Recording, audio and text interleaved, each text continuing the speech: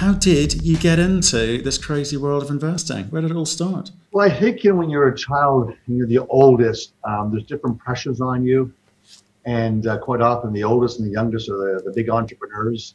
And I think that spirit of being an entrepreneur, I was the oldest of seven, a big family. And I also think that my mother was a nurse that ended up becoming a social worker and politician and for the education system of downtown Toronto. My guardian father, my mentor, was an Endo Caprice, who was a true scholar.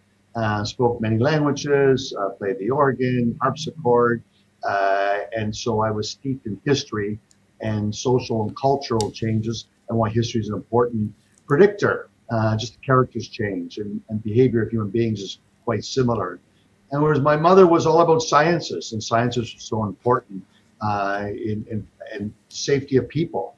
So I was going to be a doctor, and I realized quickly that socialized medicine in Canada was going to cap my income and I'd have debts until I was 50. So I made a switch and went into economics and finance. And I found it very easy after all the pre-med studies I'd taken. Oh, fantastic. Well, that's quite a segue, isn't it? One is about doing good to the world. And, you know, us bankers, surely we don't get viewed the same ways, I don't think. No, you have to look at things from three different perspectives at all times. Okay, right. So, I mean, that's a tough one. I mean, 7 kids. So that you talk about pressure. Your mother's obviously, you talked about being scientific, and you're the eldest. You've got to be there and look after the siblings, don't you? But what sort of pressure did you feel at the time, and did that affect the way that you looked at life? I think that you learn how to deal with the challenges of being a leader of the oldest, and all the issues of growing up in a family in this inner city. You're highly educated, but you're in an area that's not as educated. You have different motivations, recognizing that at a young age. And I always wanted to be financially independent. Something I just was always, since I realized what light bulb went off when I was a child. And so I pursued that entrepreneurial spirit. I had a newspaper in the area of downtown Toronto, and then originally bought it for 17 clients, and I grew it to 270. And I learned about collection. I learned about people that are good people, but they don't have the money to pay you this week, and how you have to basically fund the accounts of payable and receivables. And so you're 12 years old, and you're just learning about those things. So I think all those lessons just help mature you. But you have to be curious. You have to be ambitious. But you have to have good ethics and values if you're going to be ambitious. Gee, I mean, I'm always intrigued by this because we have a lot of subscribers, and we actually interview some of our subscribers because I'm fascinated by the mentality of the investment mentality, and there's so many things people have in common there. But childhood is a really important period for them. It forms and shapes the way they view the world. And it sounds like it wasn't, you didn't have a lot of money growing up. It wasn't something that was around. I mean, was that need, that drive, that entrepreneurial drive, because you didn't have much money growing up as a kid, or was it you had to prove something else? I think you just wanted to prove. I just realized, seeing how people that lived in the best of area of Toronto's and best universities, I was always going to the universities as a child. And so I was ambitious to go to school. I was ambitious to go to university, and I like being around these very smart, capable people. And I think that was an important part. I also was asthmatic as a little boy, and I slept in a chair until I was 8. And you don't realize it, but that adversity was great, because to this day, I still run. And I'm running probably about a marathon a week. I'm 65. Good effort. And I know that if my lungs stay strong, the wheezing doesn't come back. And it allowed me to all of a sudden realize there's competition.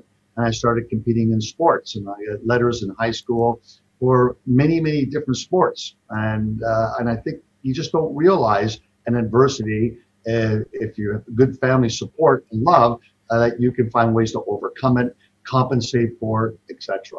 I think that's fantastic. Well, fantastic. You're running a marathon a week, and that's great. But I like those kind of parallels between, sport as a means to actually recognize that there is competition out there, that you do have to work that little bit harder. I think that's quite a good point to make. Now talk to me about then university years. Obviously you started, did you finish and complete studying to be a doctor, or did you stop halfway through? No, I switched halfway through, went into, and I switched universities from McMaster to just outside Toronto in Hamilton, and went to Western University, to Huron College, which is the second oldest Anglican school in college in Canada, and it was basically where the genesis for University of Western Ontario is today, started at Huron College. So I had great tradition. It was that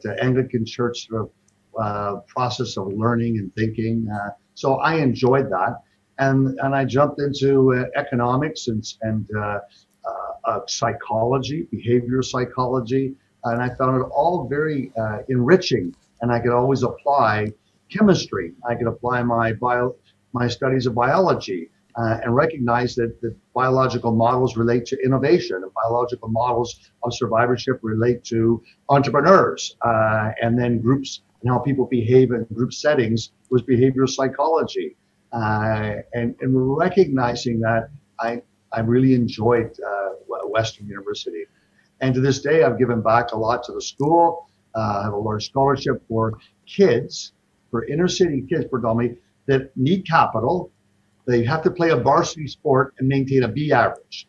So it's not just the super A student academically, it's the rounded individual that has those good set of values. And I get beautiful letters back for each year. There's a boy and a girl that gets this money, and if they can stay, they still playing varsity, they're still maintaining that B average, help fund their education.